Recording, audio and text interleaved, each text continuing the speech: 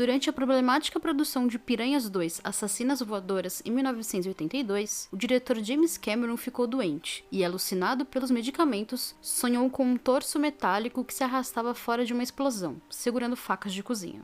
Inspirado pelo próprio pesadelo e pelo cineasta John Carpenter, que fez Halloween em 1978 com baixo orçamento, Cameron decidiu usar o sonho para escrever um filme que também fosse um slasher como Halloween. O agente do diretor não gostou do conceito do filme e pediu para ele trabalhar em outra ideia. Como resultado, Cameron demitiu o próprio agente. De volta à Califórnia, o agora desempregado cineasta ficou na casa do escritor de ficção científica Randall Frakes, onde escreveu o rascunho do que se tornaria O Exterminador do Futuro. Enquanto escrevia, Cameron buscava influências em filmes de ficção científica da década de 1950, na série de TV de fantasia A Quinta Dimensão, lançada originalmente em 1963, e em filmes como Caçador da Morte, de 1978, e Mad Max 2, de 1981. Com o rascunho pronto, o cineasta pediu que Will Wisher, que tinha uma abordagem semelhante para contar histórias, transformasse o material em um roteiro. Entre as cenas que Cameron pediu que o Wisher trabalhasse, estavam sequências envolvendo Sarah Connor e o departamento de polícia. Como o roteirista morava longe de Cameron, os dois gravavam fitas das conversas que tinham por telefone para registrar todas as ideias que tinham pelo caminho. Mais tarde, Frakes e Wisher trabalharam juntos na adaptação da história para um livro lançado nos Estados Unidos em 1985. Após o lançamento de O Exterminador do Futuro, o escritor e roteirista de ficção científica Harlan Ellison argumentou que o filme foi baseado em grande parte em um episódio de A Quinta Dimensão escrito por ele, intitulado Soldier. Embora os detalhes do acordo nunca tenham sido divulgados, os lançamentos posteriores de O Exterminador do Futuro incluem um crédito reconhecendo a influência do roteiro de Ellison. Eu sou Julia Gavilan, e esse é o Mais Que Um Filme. O esboço inicial do roteiro envolvia 2 exterminadores sendo enviados ao passado. O primeiro era semelhante ao exterminador do futuro do filme, enquanto o segundo era feito com material líquido e não podia ser destruído com armamento convencional. Porém, Cameron achava que a tecnologia da época não era capaz de criar o exterminador líquido, e decidiu guardar a ideia até o aparecimento do personagem T-1000 em Exterminador do Futuro 2, o julgamento final. Gale Wayne Hurd, que trabalhou como assistente executivo de Roger Corman, mostrou interesse no projeto e o comprou de Cameron por $1, com a promessa de que ela produziria apenas se o diretor dirigisse. Mais tarde, ele afirmou que se arrependeu da decisão de vender os direitos por um valor tão irrisório. Hurd ainda sugeriu edições no roteiro e recebeu crédito como roteirista, apesar de Cameron ter afirmado que ela não havia escrito nada do material.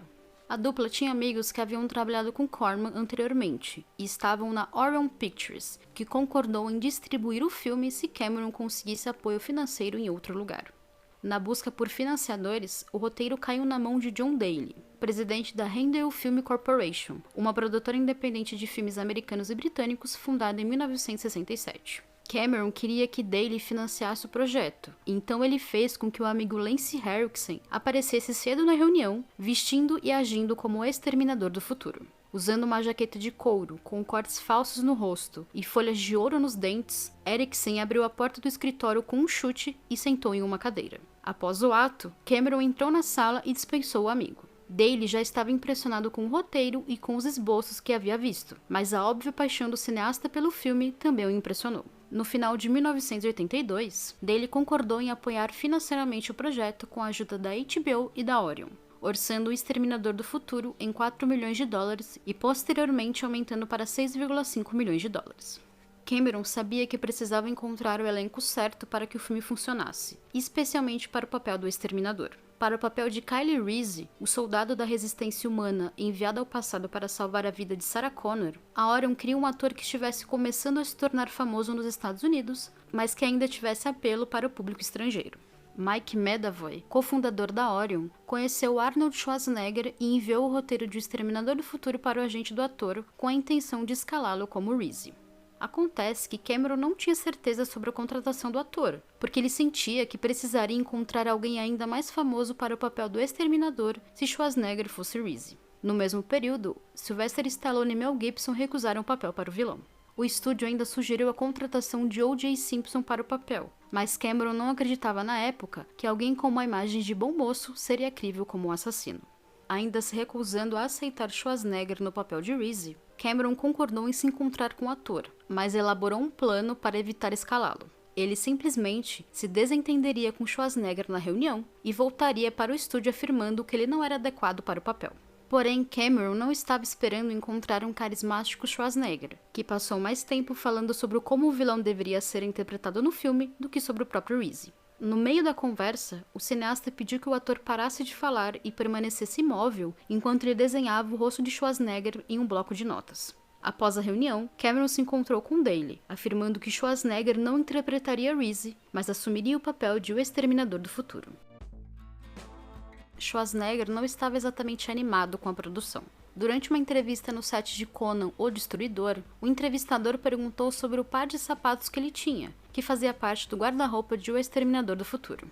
Schwarzenegger respondeu que pertencia a algum filme de merda que ele estava fazendo em algumas semanas. No livro de memórias intitulado Total Recall, lançado em 2012, Schwarzenegger conta que inicialmente hesitou em aceitar o trabalho, mas pensou que interpretar um robô em um filme contemporâneo seria uma boa mudança de ritmo depois de Conan. Além disso, ele achou que o filme era discreto o suficiente para não prejudicar a carreira dele caso não tivesse sucesso. Mais tarde, em entrevista para a GQ Magazine em 2019, ele admitiu que todos consideravam a produção apenas mais um filme B de ação, e ninguém tinha grandes expectativas. Foi apenas quando ele viu 20 minutos da primeira edição de O Exterminador do Futuro que ele percebeu como o filme era intenso e selvagem, algo que ele nunca tinha visto antes. Foi aí que Schwarzenegger percebeu que o filme poderia ser maior do que todos estavam esperando. Para se preparar para o papel, Schwarzenegger passou 3 meses treinando com armas para saber como usá-las, e se sentir confortável perto delas no set. O ator fala apenas menos de 100 falas no filme. Segundo Cameron, Schwarzenegger era perfeito para o papel e até mesmo o sotaque dele funcionou, porque tinha um toque sintetizado que caberia perfeitamente em um ciborgue. Porém, o filme ainda precisava resolver a questão sobre quem ficaria com o papel de Reese. Diversos atores foram sugeridos, incluindo Sting. Cameron até chegou a se encontrar com o músico, mas ele estava ocupado na época. Entre nomes como Christopher Reeve, Tommy Lee Jones e até Bruce Springsteen, Cameron escolheu Michael Biehn. Biehn, que havia assistido Taxi Driver e tinha aspirações de se tornar um grande ator como Al Pacino e Robert De Niro, também não ficou entusiasmado com o filme porque achava que ele era bobo. Mas depois de um encontro com Cameron, ele mudou de ideia e aceitou o papel. Segundo Heard, todos os atores que participaram das audições para o papel de Reese se comportaram de um jeito tão duro que era difícil acreditar que havia uma conexão entre Sarah Connor e Kyle Reese. Como a história tem pouco tempo para unir a dupla e fazer eles se apaixonarem, os atores precisavam ter uma química já na audição. As primeiras páginas do roteiro de O Exterminador do Futuro descrevem Sarah como uma jovem de 19 anos, com traços pequenos e delicados. Bonita de uma forma imperfeita e acessível. Inicialmente, Lisa Langlois ganhou o papel, mas recusou o trabalho porque estava filmando a comédia romântica esportiva História de Amor, lançada em 1985. Depois que diversas atrizes foram consideradas, Cameron escalou Linda Hamilton para o papel de Sarah Connor. O diretor também decidiu dar o papel do detetive Vukovich para Harrison, já que ele foi fundamental para o filme conseguir financiamento. Para as tomadas de efeitos especiais, Cameron queria contratar o maquiador de efeitos Dick Smith, que havia trabalhado em O Poderoso Chefão, O Exorcista e Taxi Driver. Após Smith recusar a oferta, ele sugeriu que o amigo Stan Winston assumisse o trabalho. Winston continuou trabalhando com Cameron até o fim da vida. As filmagens de O Exterminador do Futuro estavam programadas para começar no início de 1983 em Toronto, mas foram interrompidas quando o produtor Dino de Laurentiis aplicou uma opção no contrato de Schwarzenegger que o deixaria indisponível por 9 meses enquanto filmava Conan.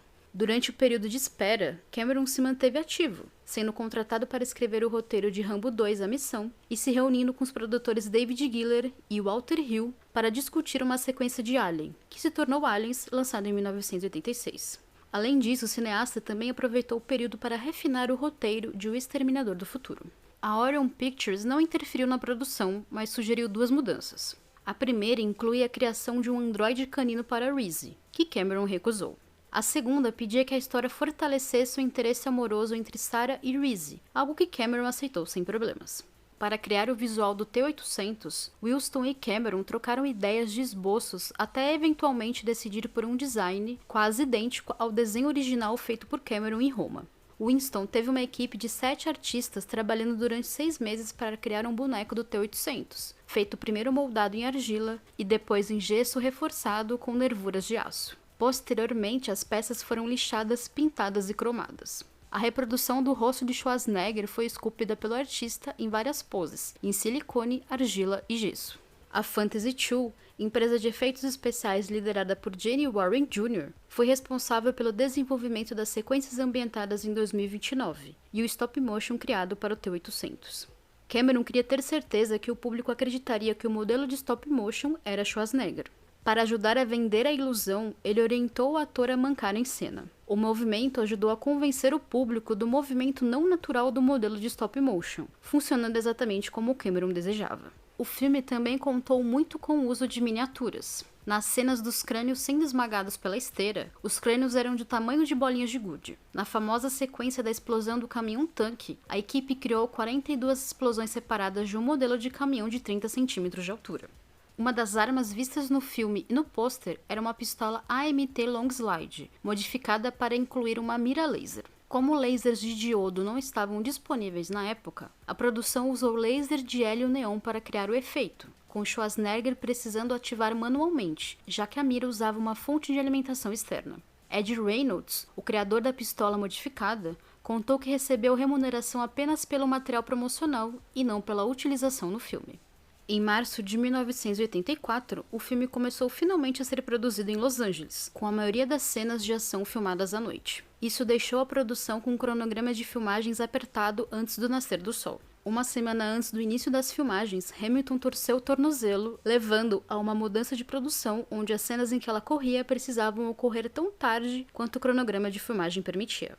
Com o tornozelo enfaixado, Hamilton passou a maior parte da produção do filme com dores. Após o término das filmagens de O Exterminador do Futuro, foram necessárias algumas cenas de pós-produção, algo comum em filmes de ação. Isso incluía as cenas do lado de fora do apartamento de Sarah Connor, Reese sendo colocado em um saco de cadáveres e a cabeça do T-800 sendo esmagada em uma prensa. A cena final em que Sarah dirige por uma rodovia foi filmada sem licença. Ao serem confrontados por um policial, Cameron e Hurd conseguiram convencê-lo que estavam fazendo um filme estudantil para a Universidade da Califórnia. Curiosamente, Schwarzenegger tentou alterar a icônica frase I'll be back para I will be back, porque ele não conseguia pronunciá-la corretamente. I'll be back se tornou sinônimo de O Exterminador do Futuro e do próprio Schwarzenegger, que continuaria dizendo a frase décadas depois. Eu sou Júlia Gavilã e esse é o Mais Que Um Filme. Me siga nas redes sociais para acompanhar o que eu faço por aí e bater um papo comigo. Também siga o feed do podcast para não perder nada e conheça o Catarse do Mais Que Um Filme. Ou me pague um café via Pix. Até a próxima!